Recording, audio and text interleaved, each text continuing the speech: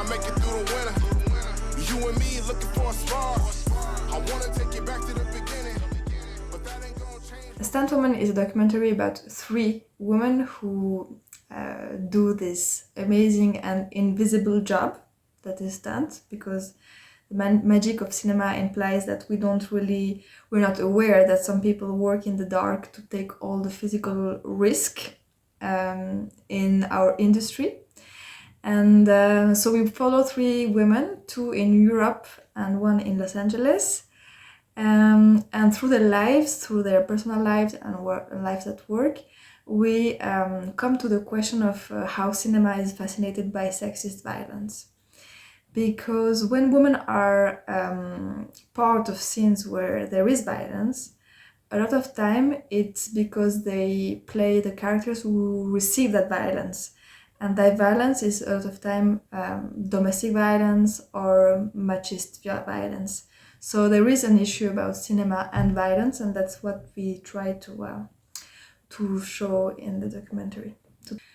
Well, I was always fascinated about backstage of cinema, because I don't know how you recreate reality, how you recreate something that looks like reality but is actually totally cheating.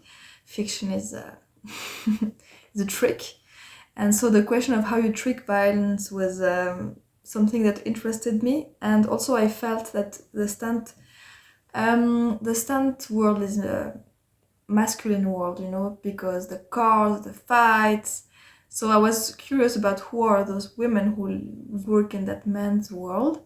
And by meeting some of them and by talking with them, I understood that it's not only about glass ceiling or women in the men's world, it's also about how we as directors, writers, producers don't actually see that what we write and what we direct is how violent it is against women's bodies. And when I understood that Virginie's role, a lot of them were about playing beaten women, killed prostitutes and stuff like that, I said, okay, so I think there is a film there. Well, we had some challenges during the shooting. We had a lot of them. Well, when you shoot documentary with people who work on movie sets, first issue is the calendar, because each one of them had a really busy and complicated calendar to attend to. So I had to keep always updated, what are you doing this week, next week, and the plans kept canceling themselves, changing, and I had to have my crew ready, but also we had to organize our shooting on other movie sets. So our production had to take contact with the production the Stuntwomen were working on to get authorization. So it was like a big machine, and because everything goes fast in this industry, we missed a lot of things because we were not ready to shoot or we didn't have answer.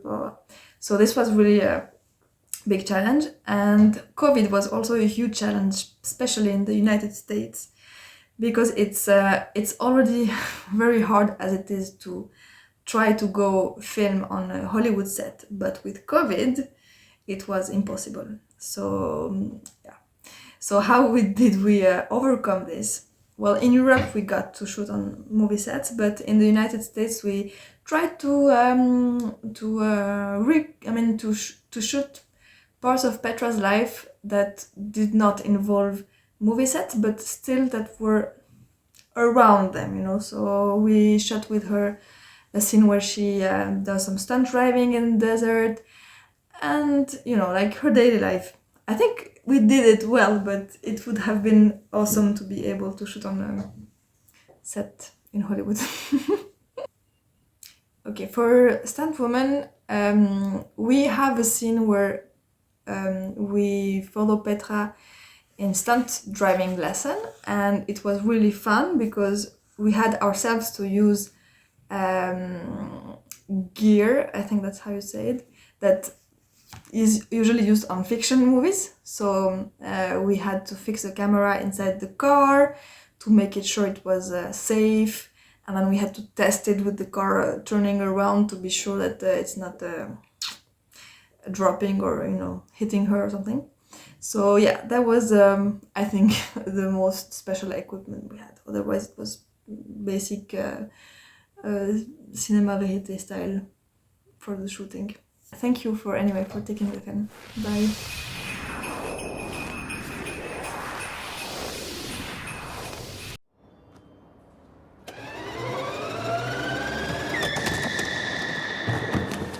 Fais attention, t'as sauté un peu trop tôt. J'ai trop sauté? Mais tu sais, quand j'ai commencé, on était 3-4. Donc cette époque où c'était les hommes qui doublaient les femmes. Oui, c'était les hommes qui doublaient. Nice. I started with Minority Report, Pirates of the Caribbean. Même si on me demande de faire la chute d'escalier sans protec, et ben j'irai, et avec le cœur en plus. On a eu très peur. C'est vrai? Tant mieux. Bon, ça, je me calme. Moi, je suis énervé, moi. Moi, je suis énervé, moi, là. Hein, est-ce que t'as l'impression que je suis énervé? Je voulais faire de la cascade, c'était pour me battre, mais c'est pas du tout ça en fait. Je fais que mourir et me prendre des baffes. On devrait mettre une petite croix à chaque fois qu'on meurt. Des expériences comme ça, c'est vrai que tu sais un peu mieux les jouer aussi.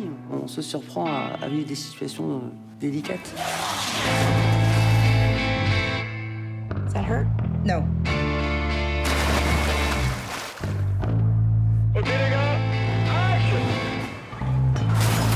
Puis t'as toute la société qui te met la pression sur tu vas avoir 30 ans, et les enfants, est-ce que t'y penses? Je trouve ça génial de pouvoir se jeter dans le vide et ne pas mourir. Ouais.